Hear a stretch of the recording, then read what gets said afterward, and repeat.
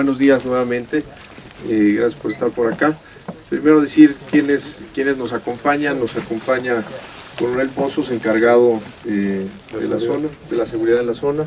Está también Rodolfo Olivares, director general adjunto de CENEAM. Está el capitán Gilberto López Meyer, coordinador de la investigación. Y está Héctor González Wicks, director general de Aeronáutica Civil, y Eber Molina, director general del CENEAM. La idea es compartir con ustedes un recorrido por la zona donde fue el contacto con el terreno. Aquí lo que estamos viendo es pues, la estructura principal de la aeronave. Prácticamente es donde finaliza el recorrido. Y lo que les vamos a pedir es que nos acompañen, digamos, rodeando la zona desde donde fue el primer impacto, para que podamos terminar exactamente en donde estamos, pero dándole prácticamente toda la vuelta al recorrido. A lo largo del recorrido, el capitán López Meyer nos irá exponiendo qué es lo que podemos observar. Muy importante, crucial, antes de mover cualquier cosa, una vez que ya se fotografía y se identifica la localización y algunos componentes importantes, se ponen conos que tienen números o que son de diferentes colores, en algunos casos banderas, se hace un registro cuidadoso de la posición de cada uno de estos componentes y solo hasta que está todo identificado, en ese momento se empiezan a inspeccionar y a mover los componentes. Ya la etapa de fotografía y de localización ya está terminada, por eso ya hemos podido empezar a mover los componentes en las últimas 30, 40 horas para poder empezar a buscar piezas que nos resultan de particular importancia en el proceso de investigación. Algunas piezas muy importantes ya inclusive fueron retiradas y resguardadas, algunos instrumentos, un sistema de navegación satelital, es decir, 3 o 4 componentes que son cruciales y que necesitamos protegerlos, resguardarlos debidamente de la posibilidad de una lluvia, cualquier cosa, y esos ya se encuentran en la Ciudad de México debidamente resguardados.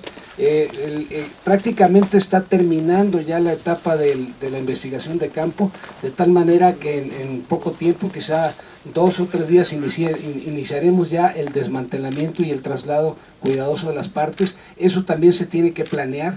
En el traslado, al mover y al trasladar las partes se tiene que tener mucho cuidado de no lastimarlas más de lo que de por sí están, para no alterar la evidencia, particularmente aquellas piezas que tengan relevancia en el proceso de la investigación. Esa es digamos, una lógica general respecto al proceso, y a la medida que vayamos avanzando podemos ir dando más detalles. Muy buenas tardes a todos, gracias. Efectivamente, como lo dijo el señor subsecretario, estamos a una elevación de 9.062 pies, estamos ya en el Estado de México. La trayectoria de la aeronave seguía un rumbo magnético de 142 grados hacia el sureste. La imagen de las líneas amarillas ilustra muy claramente cuál era la trayectoria de esta aeronave. Observamos al frente, exactamente al frente de nosotros, estamos observando una prominencia. Esa prominencia, en el ploteo de la ruta, la aeronave la tomó del lado derecho donde empieza el caserío aproximadamente, ahí con un rumbo 142, que es exactamente el rumbo que marca los límites amarillos que tenemos hacia arriba. Los 9.062 pies se toman como promedio del impacto, de toda la línea en donde vamos a encontrar restos de la aeronave. Muchas gracias.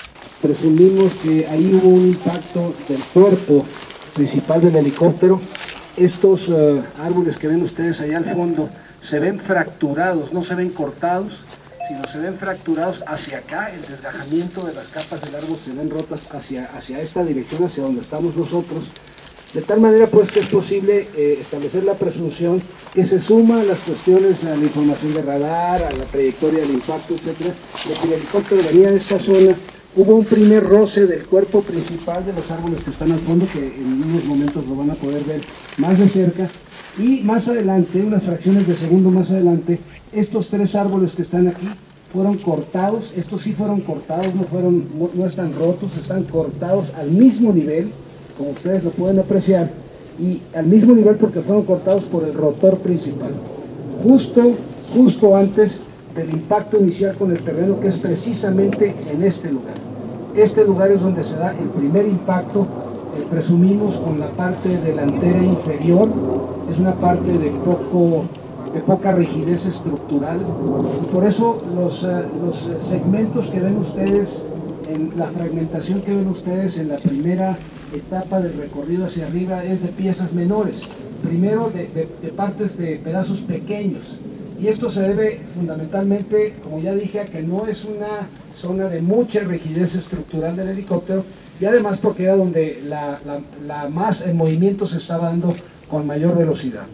Este es un lugar muy importante, de aquí se toman medidas cuidadosas, porque es el que arroja información muy útil en el proceso inicial para determinar la trayectoria con los obstáculos y para determinar el ángulo en el que se impactó con el terreno, que se presume por diversas evidencias, entre ellas esta, que era en una condición de vuelo recto y nivelado. El ángulo de inclinación del terreno también es una variable muy importante en el proceso de entendimiento y de investigación de lo que sucedió. Y lo que se hace es se toman segmentos de 5 metros y con un inclinómetro se toma la inclinación de ese segmento y así sucesivamente durante todo el trayecto, desde las primeras evidencias hasta las últimas, y se saca una inclinación promedio del terreno, que en este caso se calculó de 12 grados, porque obviamente es un terreno irregular, en donde hay veces que hay mucha inclinación y hay veces que hay menos inclinación. Esa es una variable importante que hay que medir, es una de las primeras mediciones que se hacen antes de empezar a profundizar en el sitio.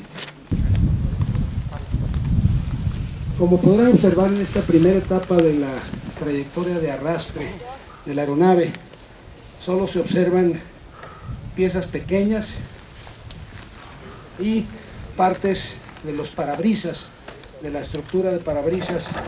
Todas estas piezas ya fueron fotografiadas, su posición fue cuidadosamente registrada, por eso voy a darme la libertad de moverlas para que lo puedan observar.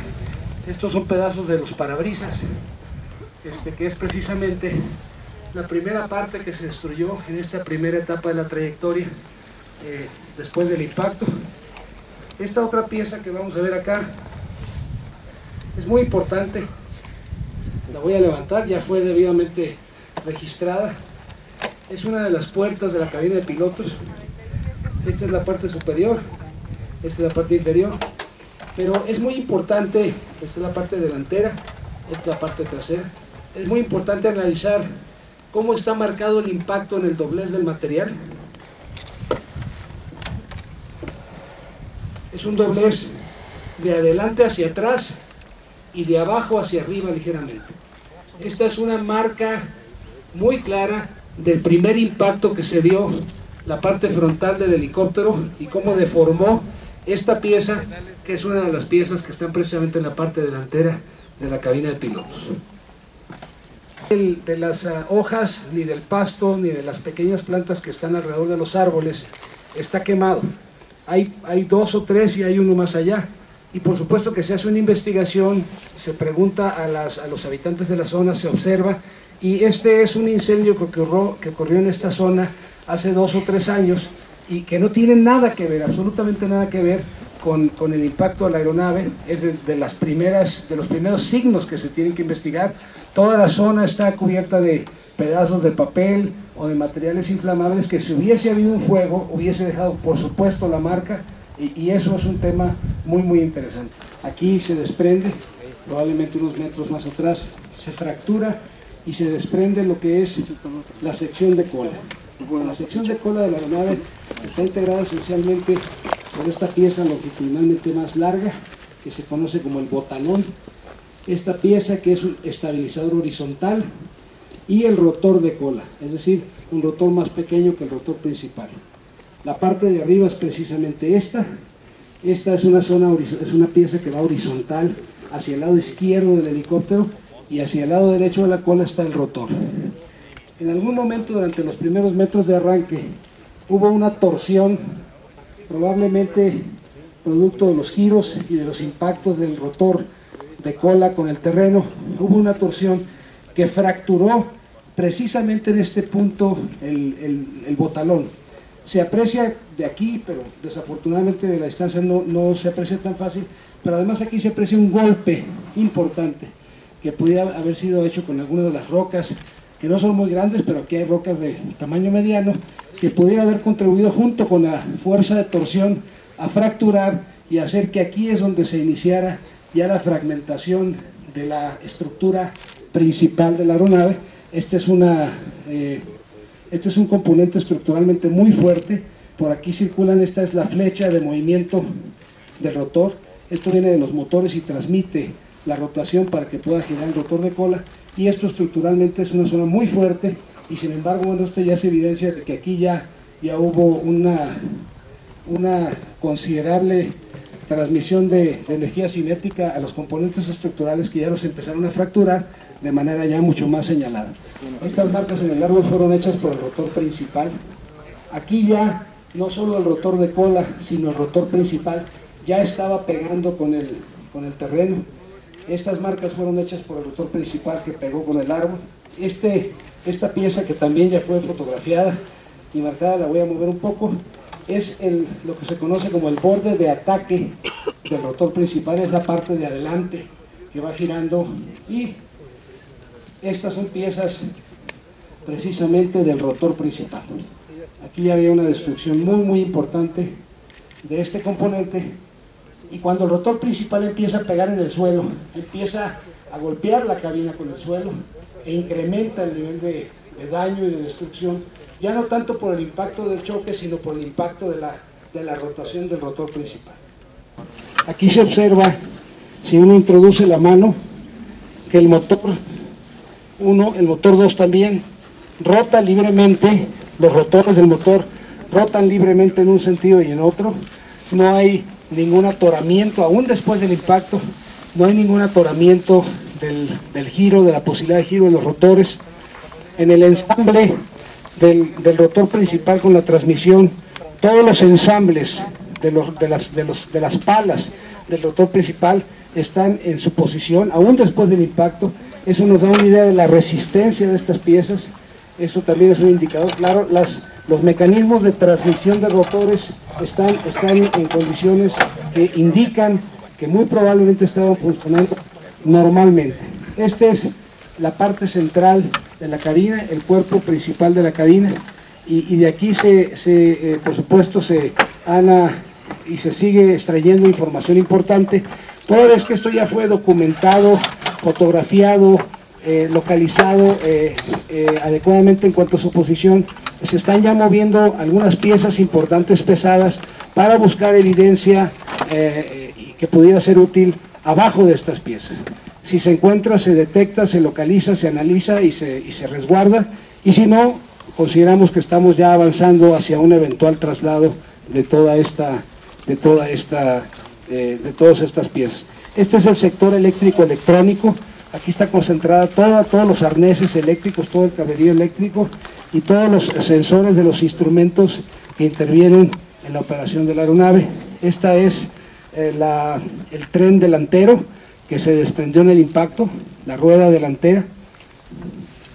Y por todos lados podemos observar, insisto, pedacería de papel, de plástico, pasto, piezas que pudieran indicar, si es que no hubiera habido un fuego, no hay una sola evidencia de fuego, de explosión, de nada que pudiera eventualmente establecer algunas otras hipótesis.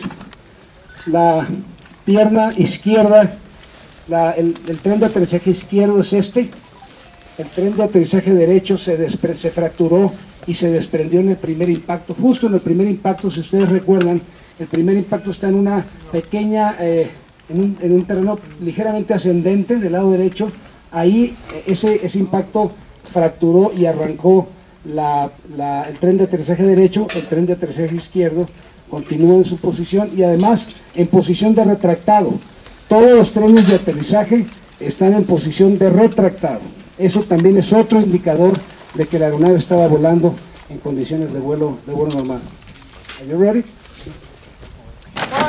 2, 3. Aquí acabamos de mover la sección principal de la cabina, que nos va a permitir profundizar en la búsqueda de algunas piezas de evidencia abajo de la cabina y que habían sido inaccesibles hasta este momento. Algunas de ellas ya pudimos acceder con todo cuidado, pero este movimiento permite que descubramos una parte que hasta este momento había sido inaccesible, dado el proceso gradual que se va haciendo en estas investigaciones. Si ustedes observan, también hay unas piezas de plástico. Estas piezas de plástico, estos tanques son tanques de plástico, son tanques flexibles, y los tanques se fracturaron, se rompieron durante la etapa durante esta última etapa, y a pesar de la dispersión de combustible no se tuvo